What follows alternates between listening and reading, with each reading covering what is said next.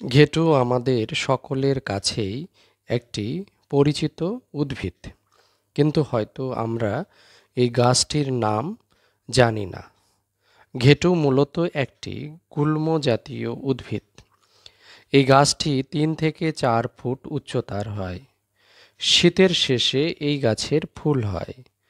পশ্চিমবঙ্গে সর্বত্র এই গাছ দেখা যায়।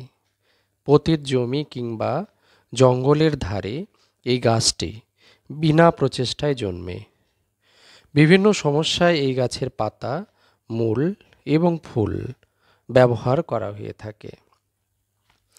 কৃমির সমস্যায় উপকারী এই গাছ। এই গাছের পাতার রস খুবই তেতো হয়। সকালে 1 চামচ করে এই গাছের রস কয়েকদিন খেলে কৃমির সমস্যা দূর হয়। চর্মরোগের ক্ষেত্রেও এই গাছের পাতা উপকারী।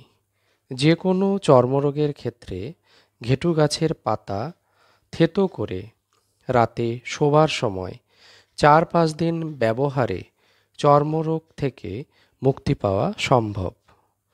কোষ্ঠবদ্ধতায় উপকারী এই গাছের পাতা।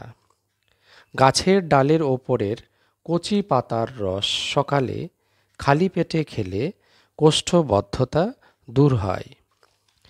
যাদের মাথায় উকুনের সমস্যা রয়েছে তাদের ক্ষেত্রেও এই গাছের পাতা উপকারী।